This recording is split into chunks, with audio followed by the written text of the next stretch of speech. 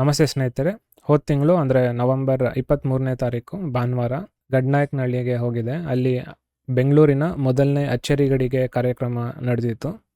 So ಅದನ್ನು attend ಮಾಡೋಕ್ಕೆ ಹೋಗಿದೆ. ಸೊ ಈವೆಂಟು ತುಂಬ ಚೆನ್ನಾಗಿ ನಡೀತು. ಸಾಕಷ್ಟು ಜನ ಬಂದಿದ್ದರು, ಒಂದು 50ರಿಂದ 60 ಜನ ಹತ್ತತ್ರ ಬಂದಿದ್ದರು. ಈ ಈವೆಂಟ್ ಬಂದು ಮೇಯ್ನಾಗಿ ನ್ಯಾಚುರಲ್ ಫಾರ್ಮಿಂಗ್, ನ್ಯಾಚುರಲ್ ಲಿವಿಂಗು, ಹಾಗೆಯೇ ಚೌಕಾಬಾರ ಅನ್ನೋ ತರಕಾರಿ ಮಡಿ ಹೇಗೆ ಮಾಡೋದು ಅನ್ನೋದನ್ನು ಕೂಡ ತೋರಿಸ್ಕೊಟ್ರು. ಈವೆಂಟ್ ಮಾತ್ರ ತುಂಬ ಚೆನ್ನಾಗಿತ್ತು. ಸೊ ಸ್ಟಾರ್ಟಿಂಗಲ್ಲಿ ಒಂದಷ್ಟು ನ್ಯಾಚುರಲ್ ಫಾರ್ಮಿಂಗ್ ಬಗ್ಗೆ ವಿಷಯಗಳನ್ನು ಹಂಚ್ಕೊಂಡ್ರು ವೀರೇಶ್ ಅವರು. ಸೊ ತುಂಬ ಕಲಿಯೋಕ್ಕೆ ಸಿಕ್ತು ನಮ್ಗೆ ಅದರಿಂದ.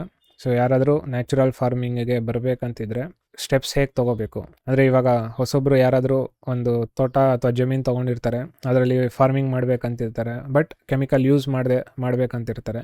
ಈ ಒಂದು ನ್ಯಾಚುರಲ್ ಫಾರ್ಮಿಂಗಿಗೆ ಬರಬೇಕಂತ ಇದ್ರೆ ಅಥವಾ ಇದರಲ್ಲಿ ಈ ಮೆಥಡಲ್ಲಿ ಮಾಡಬೇಕಂತ ಹೇಳಿದ್ರೆ ಹೇಗೆ ಮಾಡಬೇಕು ಗೊತ್ತಿರಲ್ಲ. ಸೊ ಅದಕ್ಕೆ ಯಾವ ರೀತಿ ಸ್ಟಾರ್ಟ್ ಮಾಡ್ಬೋದು ಅನ್ನೋ ಒಂದಷ್ಟು ವಿಷಯಗಳನ್ನು ಅವ್ರು ಹಂಚ್ಕೊಂಡ್ರು. ಇದಾದಮೇಲೆ ಅಲ್ಲಿ ನಾವು ಯಾರ ಜಮೀನಿಗೆ ಹೋಗಿದ್ವಿ, ಅವರು ಯೋಗ ಟೀಚರು. ಸೊ ಅವರು ಸುಂದರಂ ಸ್ಕೂಲ್ ಆಫ್ ಯೋಗ ಅಂತ ನಡೆಸ್ತಿದ್ದಾರೆ.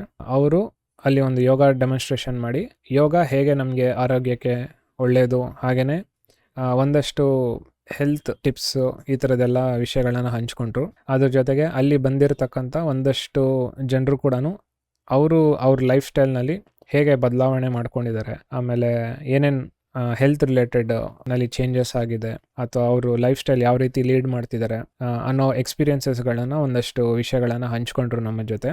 ಸೊ ತುಂಬ ಚೆನ್ನಾಗಿತ್ತು ಇದೆಲ್ಲ ಕೇಳೋಕ್ಕೆ. ಹಾಗೆಯೇ ನನಗೆ ಸಾಕಷ್ಟು ಜನರು ಮುಂದೆ ಮಾತಾಡೋಕ್ಕೆ ಭಯ. ಸೊ ಅದು ಕೂಡ ಸ್ಟೇಜ್ ಫಿಯರ್ ಸ್ವಲ್ಪ ಹೋಗಬೇಕು ಅಂತ ಹೇಳಿಬಿಟ್ಟು ನಾನು ಕೂಡ ಹೋಗಿ ಮಾತಾಡಿದೆ. ಸೊ ಒಂಥರ ಎಕ್ಸ್ಪೀರಿಯೆನ್ಸ್ ಚೆನ್ನಾಗಿತ್ತು ಅದು. ಸೊ ನನ್ನದೊಂದಷ್ಟು ವಿಷಯಗಳನ್ನು ಹಂಚ್ಕೊಂಡೆ. ಇದೆಲ್ಲ ಆದಮೇಲೆ ನಾವು ನೆಕ್ಸ್ಟು ಊಟ ಮಾಡಿದ್ವಿ. ಊಟ ತುಂಬ ಚೆನ್ನಾಗಿತ್ತು. ನಮಗೆ ಈ ಥರ ಊಟ ಬಂದು ಮದುವೆ ಮನೆಗಳಲ್ಲೂ ಸಿಗಲ್ಲ. ಹಬ್ಬದ ಊಟಗಿಂತ ಅಂದರೆ ಇನ್ನೂ ಗ್ರ್ಯಾಂಡ್ ಆಗಿತ್ತು ಅಂತ ಹೇಳ್ಬೋದು. ಯಾಕಂದರೆ ಅಷ್ಟು ತರಾವರಿ ಊಟ ಅಡುಗೆಗಳನ್ನ ಮಾಡ್ಕೊಂಬಂದಿದ್ರು. ಸ್ವಲ್ಪ ಪ್ರಮಾಣದಲ್ಲಿ ತಿಂದರೂ ಕೂಡ ಹೊಟ್ಟೆ ತುಂಬ ತಿಂದಂಗಿತ್ತು. ಆ್ಯಂಡ್ ಬೇರೆ ಬೇರೆ ವೆರೈಟೀಸ್ನ ರುಚಿ ನೋಡ್ದಂಗಿತ್ತು. ಸೊ ಸಾಕಷ್ಟು ಮಜಾ ಮಾಡಿದ್ವಿ. ಆ್ಯಂಡ್ ಅಷ್ಟು ವೆರೈಟಿನ ಬಡ್ಸೋಕ್ಕೇ ಒಂದೊಳ್ಳೆ ಎಕ್ಸಸೈಸ್ ಥರ ಆಯಿತು. ಸೊ ಒಂಥರ ಚೆನ್ನಾಗಿತ್ತು ಎಕ್ಸ್ಪೀರಿಯೆನ್ಸು. ಇದನ್ನು ನಾನು ಐ ಥಿಂಕ್ ಮೈಸೂರು ಮೇಘಲಾಪುರದಲ್ಲಿ ನಾವು ಅಟೆಂಡ್ ಮಾಡಿದ್ವಿ ಅಚ್ಚರಿಗಡಿಗೆ. ಅಲ್ಲಿ ಕೂಡ ಸೇಮ್ ಇದೇ ರೀತಿ ಸಿಸ್ಟಮ್ಸ್ ಇರುತ್ತೆ. ಎಲ್ಲರೂ ಅವ್ರ ಮನೆಯಿಂದ ವಿಷಮುಕ್ತ ಆಹಾರಗಳನ್ನು ತಯಾರಿ ಮಾಡ್ಕೊಂಬಂದಿರ್ತಾರೆ. ವಿಷಮುಕ್ತ ಆಹಾರ ಅಂದರೆ ಇವಾಗ ಕೆಮಿಕಲ್ ಹಾಕಿ ಬೆಳೆದಿರ್ತಾರಲ್ಲ, ಆ ಥರದ್ದು ಪ್ರಾಡಕ್ಟ್ಸಿಂದ ಮಾಡಿರಲ್ಲ. ಸ್ವಲ್ಪ ಆರ್ಗ್ಯಾನಿಕ್ಕಾಗಿ ಯಾರು ಮಾಡ್ತಾರೆ ಅವ್ರ ಬಗ್ಗೆ ತಿಳ್ಕೊಂಡು ಅಂಥವ್ರಿಂದ ತೊಗೊಂಬಂದು ಅಡುಗೆನ ಮಾಡೋದು. ಸೊ ಊಟ ಎಲ್ಲ ಮಾಡಿದ್ಮೇಲೆ ನೆಕ್ಸ್ಟ್ ನಾವು ತೋಟದ ಕಡೆ ಹೋದ್ವಿ. ತೋಟದ ಕಡೆ ಹೋದ್ಮೇಲೆ ಅಲ್ಲಿ ನಾವು ಈ ತರಕಾರಿ ಮಡಿ ಹೇಗೆ ಮಾಡೋದು ಅನ್ನೋದ್ರ ಬಗ್ಗೆ ಎಲ್ಲ ಎಕ್ಸ್ಪ್ಲೇನ್ ಮಾಡೋಕ್ಕೆ ಸ್ಟಾರ್ಟ್ ಮಾಡಿದ್ರು. ಸೊ ಸಾಕಷ್ಟು ಜನರು ಎಲ್ಲ ಕ್ಯೂರಿಯಸ್ ಆಗಿದ್ದರು. ಆಮೇಲೆ ಸಾಕಷ್ಟು ಪ್ರಶ್ನೆಗಳು ಕೇಳಿದ್ರು. ಅದಕ್ಕೆ ಅವರು ಬಂದಿದ್ದಂಥ ವೀರೇಶ್ ಅವರೆಲ್ಲ ಆನ್ಸರ್ ಚೆನ್ನಾಗೆಲ್ಲ ಮಾಡಿದ್ರು. ಕಡೆಗೆ ನಾನು ಬೀಜ ಹೇಗೆ ಬಿತ್ತನೆ ಮಾಡೋದು ಈ ಥರದ ಬಗ್ಗೆ ಎಲ್ಲ ವಿಷಯಗಳನ್ನ ಹಂಚ್ಕೊಂಡೆ. ಸೊ ಓವರಾಲ್ ಆಗಿ ತುಂಬ ಚೆನ್ನಾಗಿತ್ತು. ಆ್ಯಂಡ್ ಮೇಯ್ನಾಗಿ ಅಲ್ಲಿ ಮಕ್ಕಳು ಮಣ್ಣಿನ ಜೊತೆ ಆಡೋದು ನೋಡಿ ತುಂಬ ಖುಷಿ ಆಯಿತು. ಚೆನ್ನಾಗಿತ್ತು. ಆ್ಯಂಡ್ ಇಷ್ಟು ಜನ ಬೆಂಗಳೂರಿಂದ ಬಂದಿರೋದು ತುಂಬ ಖುಷಿ ಆಯಿತು. ಯಾಕಂದರೆ ಇಲ್ಲಿ ಇರೋ ಜನರಿಗೆ ಈ ಥರ ವಿಷಯದಲ್ಲಿ ಸಾಕಷ್ಟು ಆಸಕ್ತಿ ಇದೆ.